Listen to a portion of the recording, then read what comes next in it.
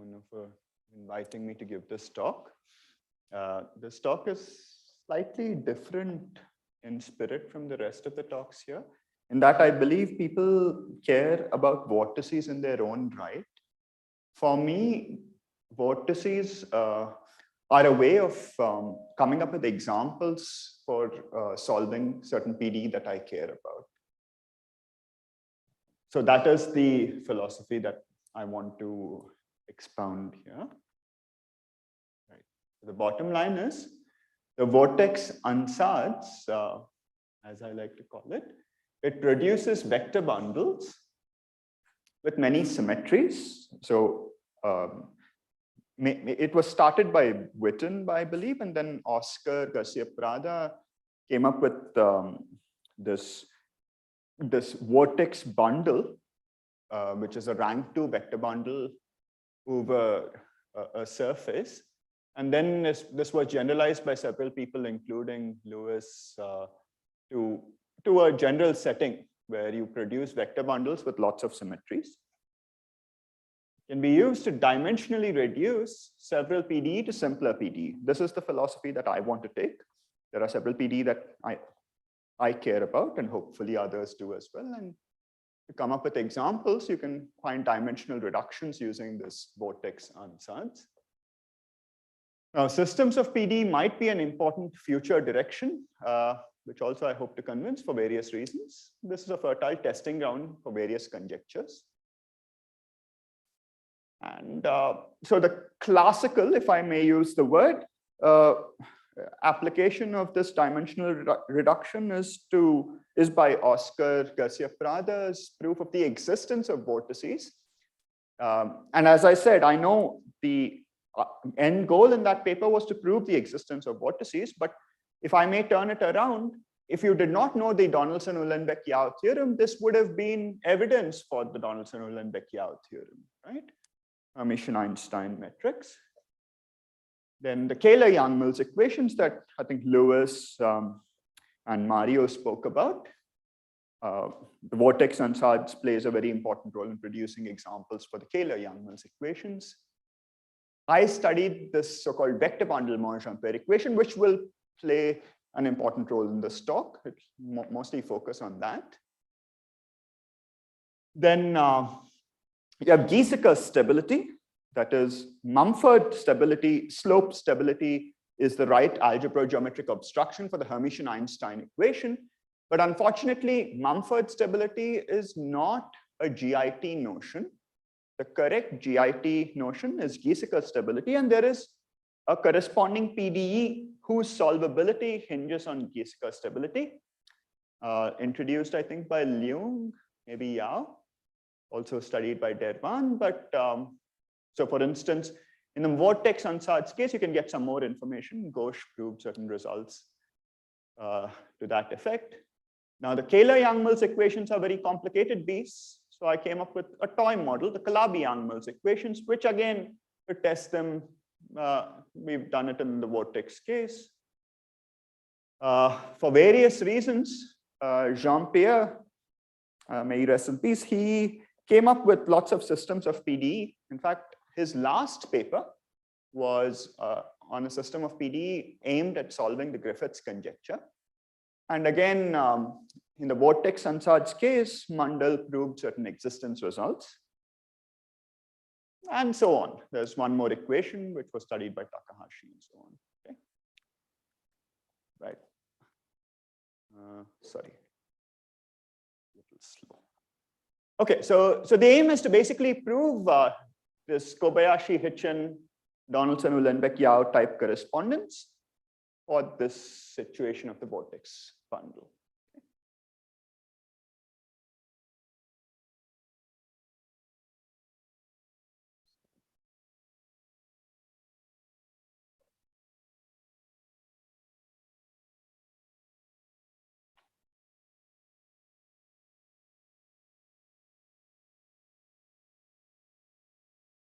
Okay, right, thanks.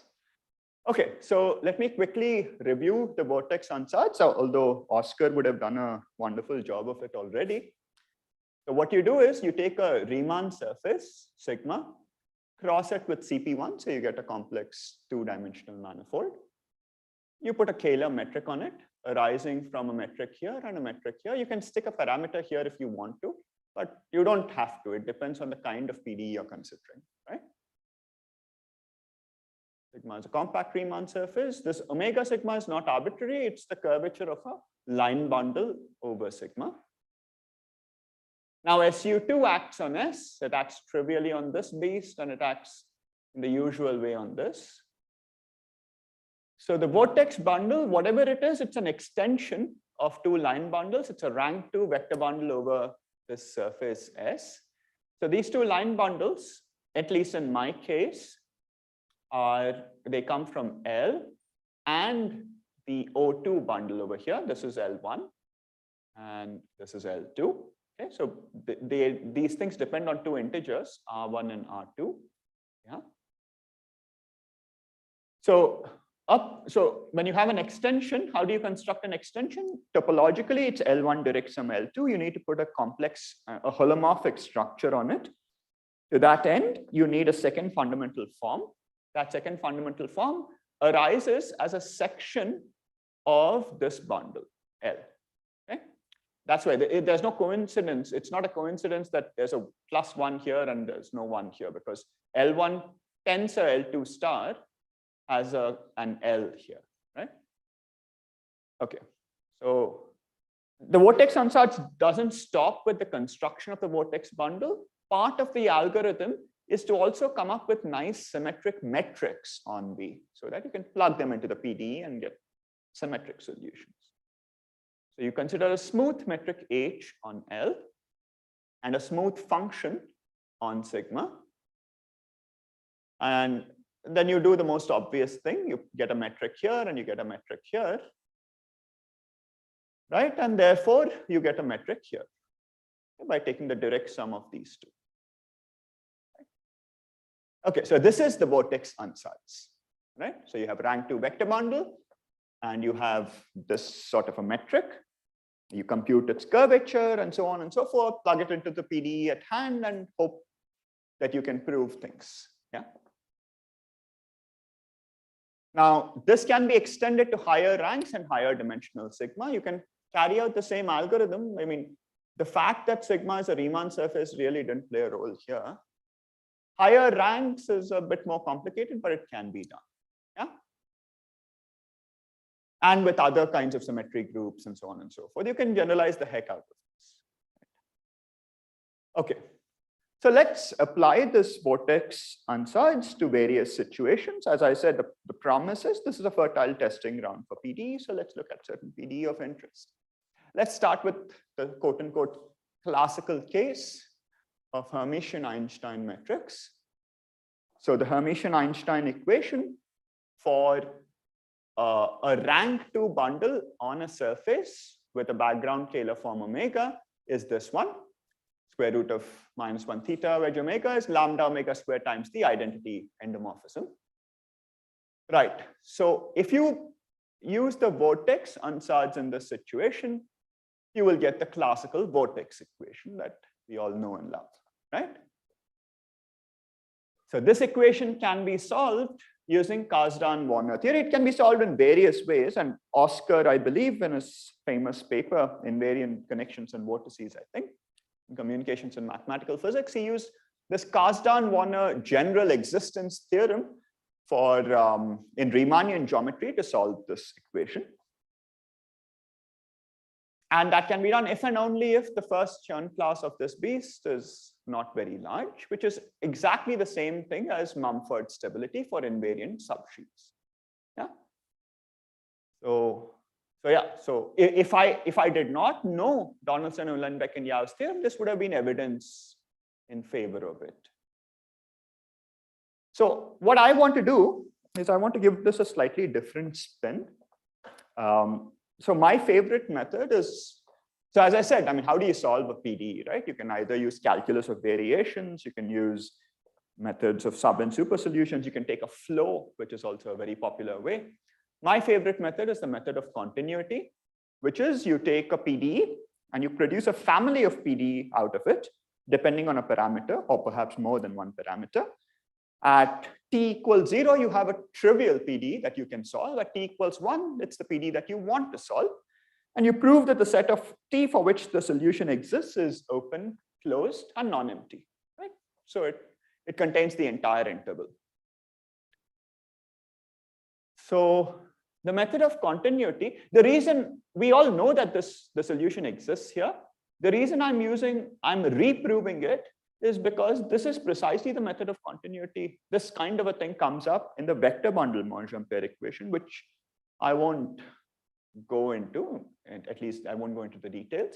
But this sort of a thing has most of the analytical details.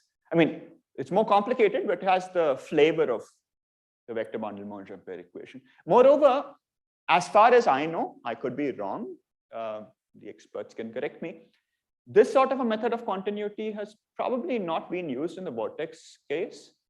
So maybe it might be interesting to see if this sort of a method can yield results even in the usual vortex case. I don't know, maybe on non-compact beasts. I don't know what people study with regard to vortices. In fact, if you take the non-abelian case, I don't know if, I mean, I'll explain this method of continuity, but maybe that this sort of a thing can help. In any case, the method is as follows. What you do is you take theta naught to be a multiple of omega sigma. You can always do this by Hodge theory, right? And this C is this constant C is basically the first Chern class up to a factor of 2 pi and so on. And this is positive because the first Chern class is positive. And when you choose the initial metric to be so small that this happens, yeah, that you normalize it so that mod phi h naught square is actually very small, and you choose u to be this function. So this function is well defined and it's smooth because of this condition. Sorry. So the point is, at t equals 0, what happens is f equals 0 solves this because the left-hand side is c omega sigma, the right-hand side is again c omega sigma because this cancels out with this, right? So I want to look at this method of continuity. I want to prove that, so at t equals 0, you have a solution. I want to prove that this solution exists for all t between 0 and 1, yeah? Okay, so how do you prove this? You prove openness. That is, the set of T is open. For that, you use an implicit function theorem in infinite dimensions. So to that end, you linearize this equation, and you prove that the linearization is an isomorphism.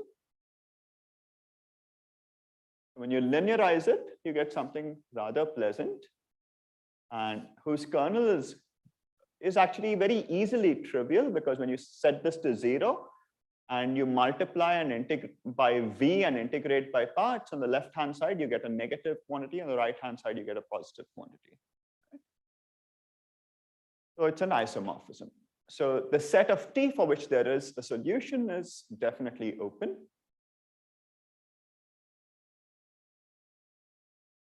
By the infinite dimensional implicit function theorem, the set of T solving this equation is open. Right? All right, so how do you prove that the set is closed? So what does that mean? If you have a sequence of times Tn converging to some T naught, and you have a solution for each time Tn, you need to prove that there's a solution at T naught. So typically the way to do it is to prove a priori estimates. So you prove estimates independent of time, and then the Arzela-Ascoli theorem gives you a limit. Yeah. So how do you prove a priori estimates? So this is a very famous Bochner type identity used in this area. You take del bar of the Higgs field, the magnitude of the Higgs field square, and you get something involving the curvature and the first derivatives of the Higgs field. Yeah. So as a consequence, at the maximum of this beast, this second derivative is negative, right? This is non-negative, this is positive. That means this better be positive. If this is positive, let's go back to the equation. If this is positive, then this is also positive. So tau is larger than mod phi square. And that's the reason why I put this weird factor here, because I wanted this to hold true. Okay? Right. So this is a standard inequality for vortex types equations, right? So this is the first estimate one gets. Then what one does, and here is where something slightly subtle happens. Let me use the board here. At this point, we want a C0 bound on F. Yeah, how does one do that? At the maximum of F,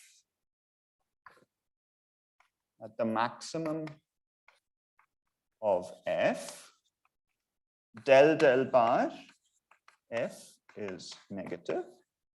So the left-hand side, so in other words, this beast is less than theta naught. But what is theta naught? Theta naught is not arbitrary. Theta naught is C times omega sigma. What can go wrong here? As time progresses, Ft can potentially go off to infinity, right? That's the only thing that can go wrong. So if it does go off to infinity, this goes off to 0. So as a consequence, this would be less than 2c over tau, right? Now what is u? U is 2c over this.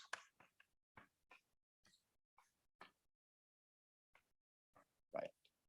So this is larger than, right. Now if t is strictly larger than delta, okay, the point is, you notice that 2c over tau is actually less than 1. Why is it less than 1? Precisely because of stability. This is where we use stability. Okay. 2c, what is 2c? 2c over tau is basically c1 times 4 pi divided by tau volume sigma. Okay.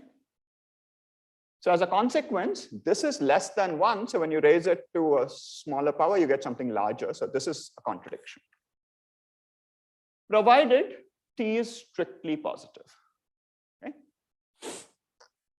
So you get an upper bound on F. You get an upper bound on F when t is strictly larger than delta, but that's not a problem because you already know by openness that there is a solution for small delta. Okay? So you get an upper bound. You need a lower bound on F as well. Let me show you how one gets that.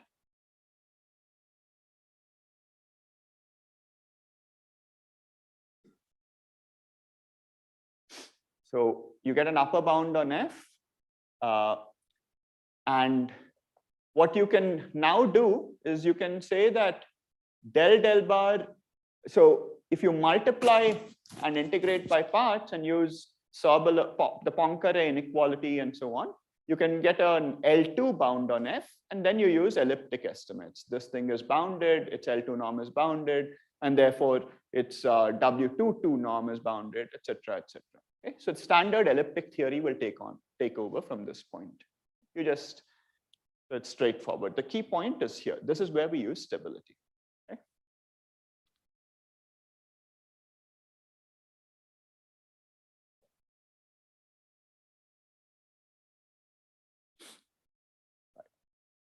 So by Arzela Ascoli, we are done. Okay? Uniqueness is actually very easy. Again, it's by maximum principle. If you have two solutions, you just subtract the two and use maximum principle and you'll be done. So that's more standard. So the point of reproving the existence of vortices using this method is to introduce this method of continuity, which, as I said, plays a role in other situations as well. Okay. All right. So the next equation that we want to look at is the Kähler-Yang-Mills equation.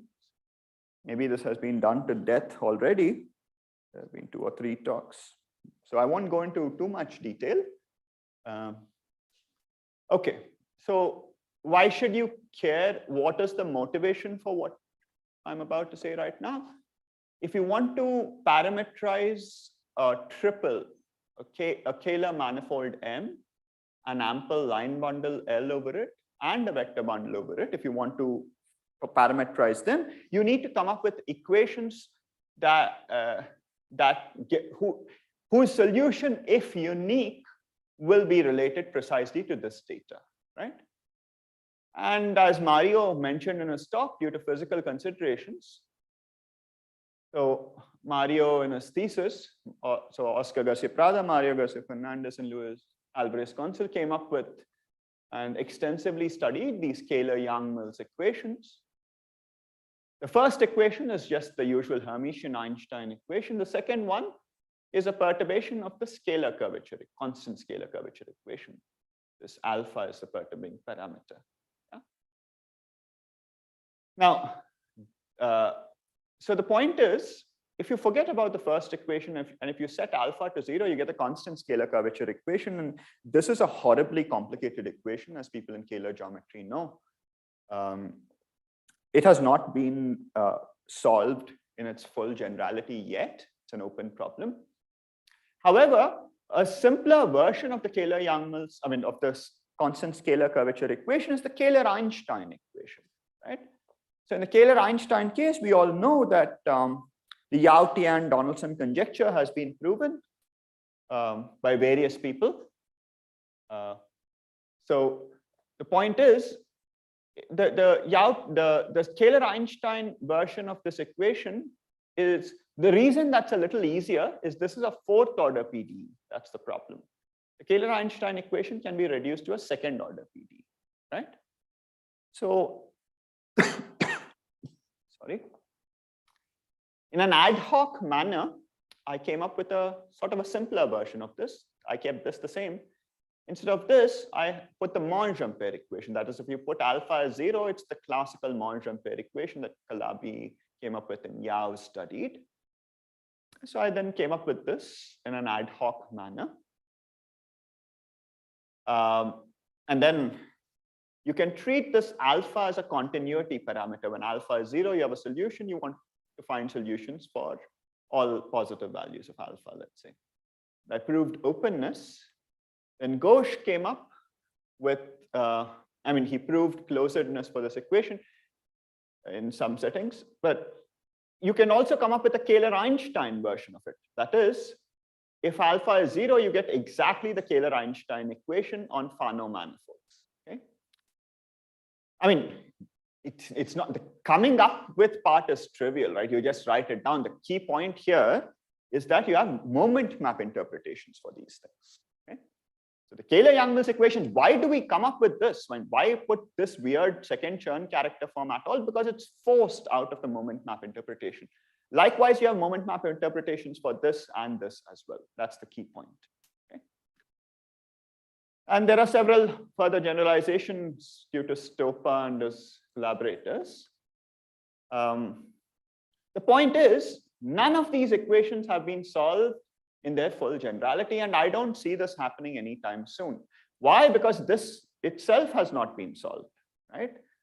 And coupling these two is a dangerous affair. For instance, even if you just take the usual Hermitian-Einstein equation, and this omega is allowed to vary and degenerate, okay, in a family, for instance. So Ved Datar and Adam Jacob, they studied such situations, and that itself is complicated. So when you're allowed to change omega, this thing, all our techniques fly out of the window, right? So we have to come up with examples at least to understand whether these things can be solved at all or not. And that's where the Vortex Ansatz shines, by producing lots of examples, by dimensionally reducing these PD to a system on a Riemann surface, right?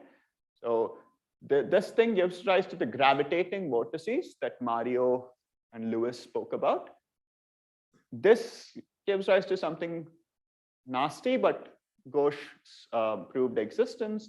This is even more nasty. Surprisingly enough, you would think this is simpler than this, but this is even worse when you apply the Vortex Ansatz and it's still open. And I don't think the generalizations of Stopa have been studied in this case. They're still open if people want to study them. Anyway, so we studied these gravitating vortex equations that Mario spoke about. And then, yeah. So there's one more little point that I want to mention here. I mentioned Giesecke stability. So as I said, Mumford stability, that is slope stability, is not a GIT notion.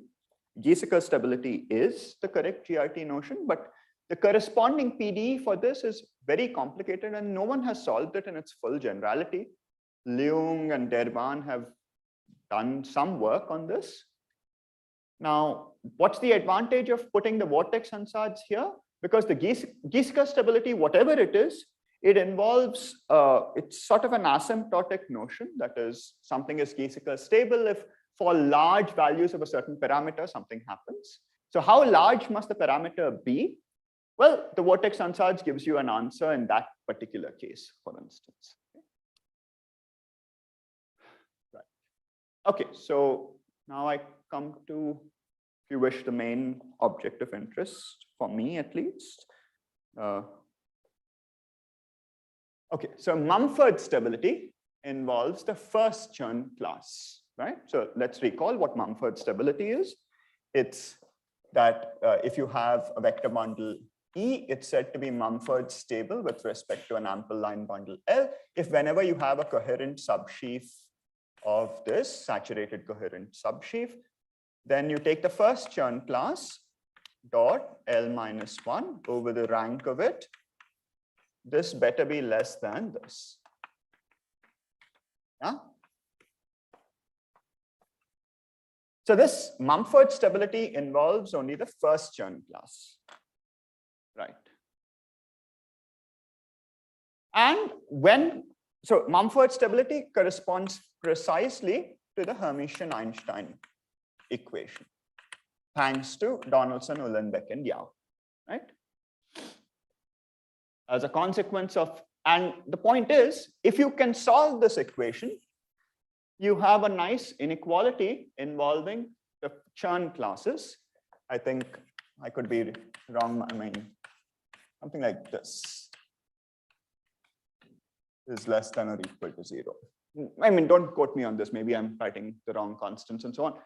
But the point is, you have an inequality of Chern classes if this can be solved. In other words, algebraic geometry leads to algebraic geometry. The conclusion and the hypotheses are algebrogeometric, but the proof goes via differential geometry, right? Akin to the Bogomolov-Miyaoka-Yau inequality also, right? So, so now one comes up with certain natural questions.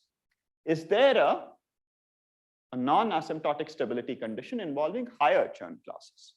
What if I replace this by C2, for instance, or something else? Higher Chern classes are mysterious. We don't know all that much about them. So is there a stability condition involving them such that it corresponds naturally to a PDE for which you can prove a Donaldson-Uhlenbeck-Yau correspondence? That's the question, really. Okay?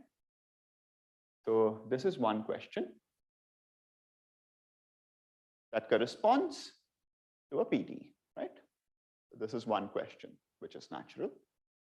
If so, if you can solve this, you can prove a Chern class inequality, hence algebrogeometric hypotheses lead to algebrogeometric conclusions, right?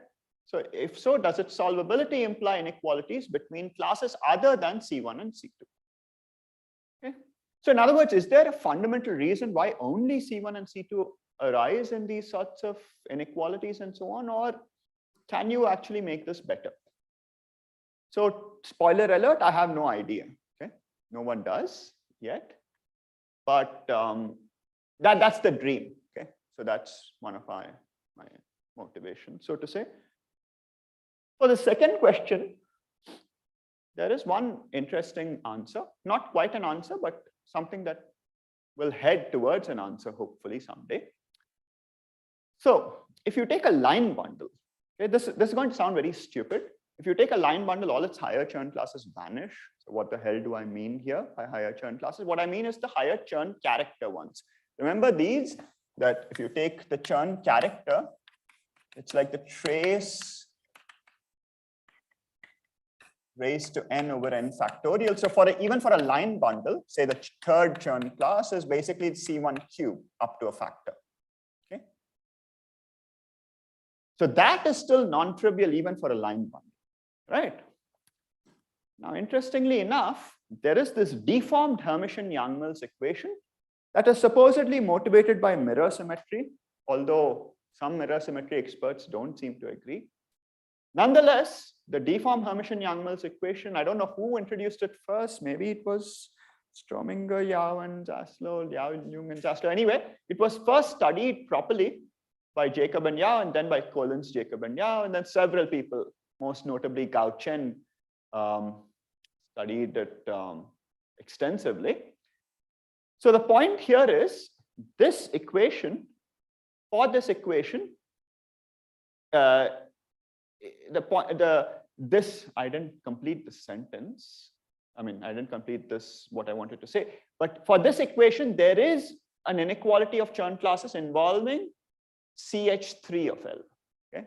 So natural question is if you write down the vector bundle version of deformed Hermitian-Yang-Mills, and if you can solve it, there's an obvious choice for such an equation. Can you prove such an inequality? This is just a question of linear algebra, right? You take a PDE and you prove whether some inequality involving these things. This is still open, by the way. Okay. But I hope this can be done. That is, the deformed Hermitian-Yang-Mills equation is a candidate for answering these sorts of questions. Okay. Now, the deformed Hermitian-Yang-Mills equation, whatever it is, in the case of surfaces, boils down to the usual Monge-Ampere equation that we all know and love, studied by Yang. Okay. So that is my motivation to study the vector bundle Monge-Ampere equation. Okay. Ideally, I would like to study the deformed Hermitian-Yang-Mills equation, but I suck so much that I study a simpler one. Okay. So the point is, the vector bundle Monge-Ampere equation, what does it say? You take a vector bundle, you want to find a metric whose curvature, the curvature is locally a matrix of two forms.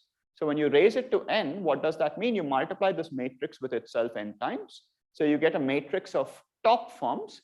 I want that matrix to be proportional to the identity matrix. And the proportionality function, if you will, is a volume form. Okay, motivated by this. So I came up with this equation. I have a moment map interpretation for it. I have a pre-quantum line bundle for it, and so on and so forth, and some existence results. Okay. So for n equals 1, namely, if you are on a Riemann surface, what does this boil down to? It says that the curvature is simply equal to a volume form. We recognize this equation. It is nothing but the Hermitian-Einstein equation, right? This is related to the Narasimhan and Seshadri theorem, right? For R equals 1, namely, if the dimension of the manifold is n, but instead of a vector bundle, you have a line bundle, what is this? This is simply a Kähler form, and you have the usual Monge-Ampere equation. Okay? So it's a generalization simultaneously in some sense of the Narasimhan and Seshadri type equation and the Monge-Ampere equation. Okay? So therefore, we expect two kinds of obstructions.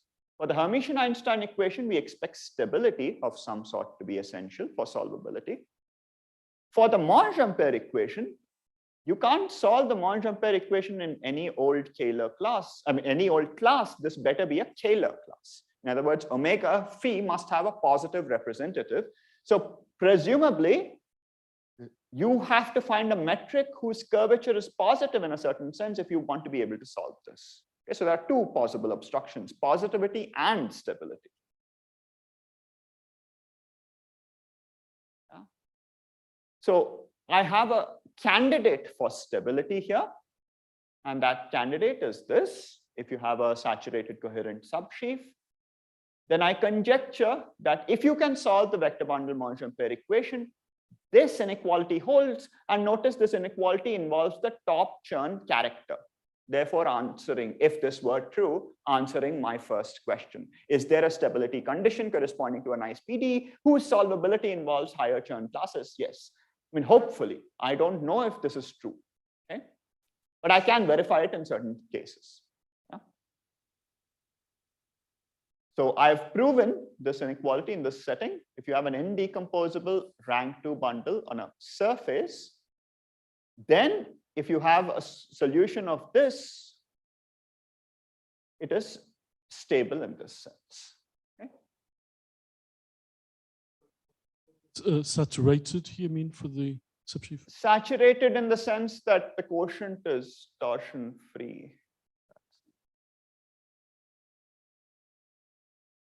Right. So yeah, so I can prove this condition in this setting. Okay? If you have in the case of surfaces, if you can solve the equation with some reasonable condition like this, then you have MA stability, right? It's still open in higher dimensions. I'm hoping it's true. No idea though. And you need a positivity condition. Monge-Ampere positivity, as I call it. This very nasty expression. Basically, if you take a matrix of 1, 0 forms, I'm calling that A dagger is a matrix of 0, 1 forms. You take this entire nasty piece and this better be. No, there's no integral, sorry. Disregard this, there's no integral. This summation better be positive, okay? Point-wise. This might sound like an arbitrary thing to do, but in the case of, say, the Calabi conjecture, this would have simply meant omega phi raised to n minus 1 is positive. Wedge A bar. Actually, in the case of the Calabi conjecture, something stronger is necessary. So maybe I should modify this a little bit. I don't know, but as of now, this is what I define as MA positivity. Anyway, the bottom line is we came up with a moment map interpretation, a Quillen determinant bundle, etc. And I also have a churn class inequality if a solution is there, and that is this. Unfortunately, it still involves only C1 and C2. Okay? But I'm hoping that maybe other related equations can involve higher churn classes. Okay, so right. So what does this positivity condition mean? This is a very random thing, right? So in the case of surfaces, so for n equals 2 and rank equals 2, this condition would boil down to theta wedge A dagger plus, sorry, trace of this A dagger is positive for all A non-zero. Okay. So this is still not a recognizable condition. Okay. But there are various positivity conditions for vector bundles already. And I'll just list them down. So when do you say that a curvature of a vector bundle is positive? And what does that mean? Well, one obvious thing is you take V dagger V, and this becomes a 1-1 form, and you demand that this 1-1 form is scalar, right? It is positive. This most naive notion is called Griffith's positivity. Yeah. A slightly more sophisticated notion is this. You think of this as a bilinear form that takes in vectors and tangent vectors. This is from P10. This is from the vector bundle. It's a bilinear form that takes in this and spits out a number. Basically, it acts on this, and you take an inner product, and you get a number. When is this bilinear form? So if you take this tensor product vector space, when is this positive? This is just talking about pure decomposable tensors. when you want it to be positive on all sorts of tensors, you get Nakano positivity. And if you instead demand that the dual of it is negative, you get dual Nakano positivity. Okay? So there are various positivity notions in vector bundles. It turns out Nakano positivity implies Griffiths, dual Nakano implies Griffiths, but if you have a Griffiths positively curved vector bundle, it need not admit a Nakano or dual Nakano positively curved metric. Okay? So this is the relation between classical positivity notions for vector bundles. So where does this notion fit in here, in this hierarchy, if you will? The point is, if your vector bundle is both Nakano and dual Nakano positive, then this is true. Okay? That's what I proved. And if this is true, then Griffiths positivity holds. So it's somewhere in between these notions. Okay, so what's the point here? So you have this Griffiths conjecture. The Griffiths conjecture is the following. If you have a vector bundle, holomorphic vector bundle E over a Kähler manifold M, you have the projectivization of E, right? And this admits an obvious line bundle, which when restricted to each of the CPNs is the O1 bundle. Okay? So in the algebrogeometric sense, you say this is ample if this is ample. Okay? So this is a notion of Hart's zone, and he proved various theorems based on this notion. So the conjecture that Griffiths, so it turns out if you have a Griffiths positively curved metric, it is ample in this algebrogeometric sense very trivially, it turns out. So the Griffiths' conjecture is, if it is algebrogeometrically ample, is there a metric on E that is Griffiths positive? So that's Griffiths' conjecture. And this conjecture has been open for several decades. Special cases have been proven. So Griffiths' conjecture is known to be true in the case of Riemann surfaces. It's also true for the tangent bundle of a Kähler manifold. And this is this famous theorem of Nori, that is this Hart's zone conjecture. If you take a compact complex manifold, and if its tangent bundle is ample, then it is biholomorphic to CPN, right? So if it's biholomorphic to CPN, then there is the Fubini-Studi metric, and it turns out that's Griffiths positive. So it's an indirect proof of the Griffiths conjecture in that particular case. Beyond these two cases, there is not a single example of the Griffiths conjecture being true. Certain consequences of the Griffiths conjecture have been verified thanks to landmark work by Bo Bernsen. But beyond that, nothing is known. Okay? And the sad part of the story is there is no viable, I mean, there's no concrete program that anyone is pursuing that we believe will lead to a solution of the Griffiths conjecture. There are only two programs so far that aim to solve this conjecture in its full generality. That is one due to Naumann using the Kähler-Ritchie flow, and one due to De Mailly. Yeah? I myself have an approach towards this conjecture in a very special case. If the vector bundle is stable, sorry, this is a prelude to what I'm about to say. If you have a stable vector bundle, it turns out if you tensor it with a large power of an ample bundle, then the vector bundle Monge-Ampère equation can be solved for a particular kind of a right-hand side. Okay? So you can use this as a continuity method to try to prove the Griffiths conjecture for rank 2 stable bundles on surfaces with positive second Chern character. In other words, for certain kinds of bundles, I have an approach to proving the Griffiths conjecture using the vector bundle Monge-Ampère equation. Unfortunately, this is easier said than done. Even Yau's theorem, remember, so Yau, his major contribution, if you will, is to solve this equation, right? So the analog is so Yau's theorem was, if you have a Kähler class, you can solve this equation. So the natural conjecture would be, if you have an MA positively curved background metric and MA stability holds, can you solve this equation at all? So is there a Yao type existence result for this equation? Okay. So that sadly is still lacking.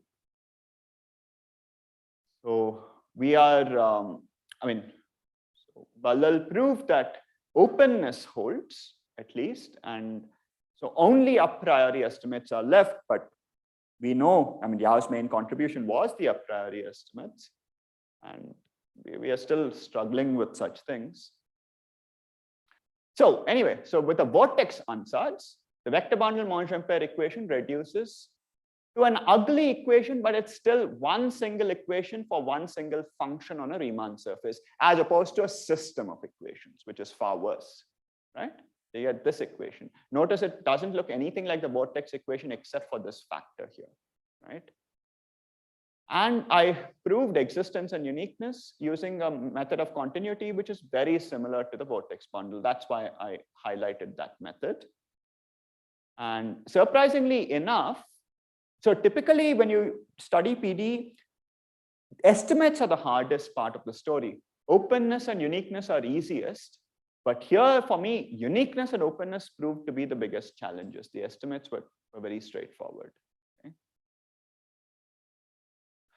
So then Ghosh generalized estimates for similar equations of this sort, which involve various other situations. So right now, my student Ashirwad and I are studying a higher dimensional version of this equation. That is, you take the vortex ansatz, but not for a Riemann surface, for the next dimension, for a surface, and you plug it into the vector bundle Monge-Ampere equation, you get a system of coupled PDE of Monge-Ampere type, leads to a fully nonlinear system. And we have proven openness, which is itself a challenge, but closedness appears nastily difficult. We are not, all the techniques, Yao, Tosati, all the famous techniques known for the Monge-Ampere type equation, we are trying all of them. None of them is working out. It's a difficult system of equations. Okay. All right, so I'll end with an advertisement. So Kähler-Einstein metrics, that problem is over. Mostly over. Sure, you might have some residual questions, but the Yao-Tian-Donaldson conjecture has been proven. It's been almost a decade since the first proof appeared. What's remaining is the constant scalar curvature Kähler equation, the extremal Kähler metrics equation, and so on. But while these questions are hard, many people are making progress on them from a very different perspective, from calculus of variations like Chile and the French school and so on, Darvash, Rubinstein, etc. And it may very well be solved maybe within a few years. Who knows, right?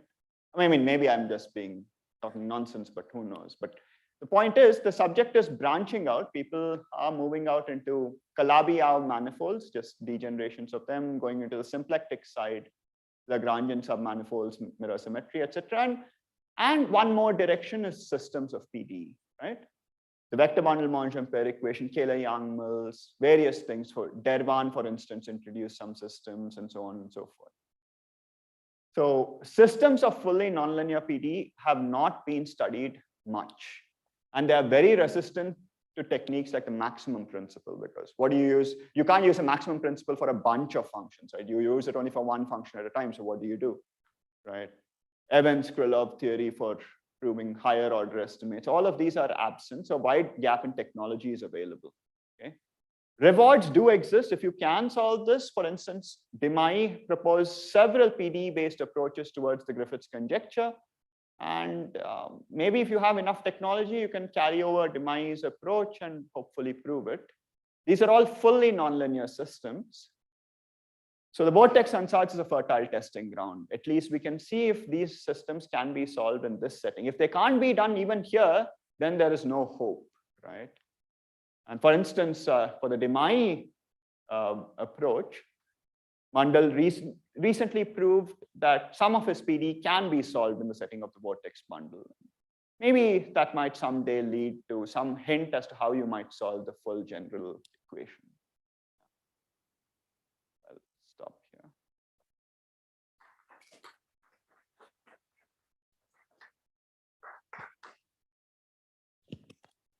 Questions, comments?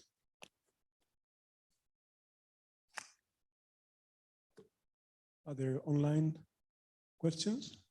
Yeah, actually, I have a question. Hmm? Can you hear me? Yes, we can. Oh, great. Hi, Vamsi. Oh, hi. I can't. Okay. It's Richard. Oh, okay. Sorry. Right. Hi, Richard. Yeah. So in this last example, for example, where you've reduced it to a very, using the Vortex Ansatz, where you've reduced it to a very complicated looking PDE, you were saying that the a priori estimates are a little bit difficult to obtain. Yeah, this one.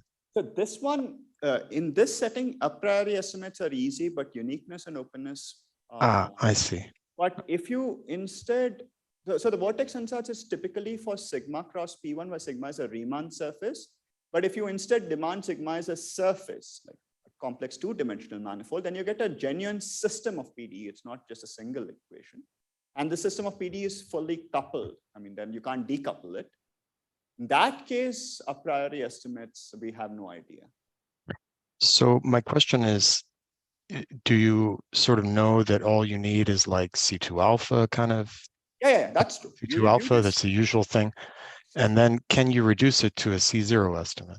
No, that's the thing, you know. So how do you prove C2 estimates? I mean, Yao proved it using the maximum principle. Then you have Chen and He who proved it using integration by parts. And there are other such things, but maximum principle sort of flies out of the window. We are trying to use integration by parts to prove a C2 estimate. We're not able to do that also. My theory is the following, that C2 estimates will be proven by integration by parts. C2 alpha may not work out, but we have to probably try to use Calabi's C3 type estimates using integration by parts.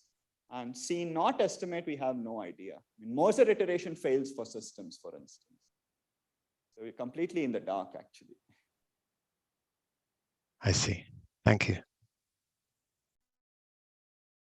More questions? Okay, one question is, you said these equations are all moment map equations. Yes. So are they symplectic structure scalar? Yeah. So the moment map picture is like this. You take connections on the vector bundles. That's your infinite dimensional manifold. There's an obvious symplectic form on that. The gauge group is the usual gauge group. And yeah, you get. So it's positive. It's positive. It's positive if the MS positivity condition holds. That's the point. If this holds, it's positive. Yeah, okay. Even in the Calabi conjecture, for instance, Joel Fine came up with a moment map interpretation, and there you need a Kähler-ness condition for it. Yeah. And in which sense are Gauss equations the Kähler-Einstein version? In the sense that when alpha is 0, the second equation is Kähler-Einstein. Oh, I see. Yeah, and the moment map interpretation is like this. What you people did was to couple the Donaldson-Fujiki thing, almost complex structures cross connections, right? So there's a moment map interpretation for the Kähler-Einstein equation by Donaldson, where he doesn't take the space of almost complex structures, he takes something else. And he coupled that to the Hermitian-Einstein thing. The gauge group is the same as what you people used. Okay, thank you. No questions? Okay, then let's thank Vamsi again.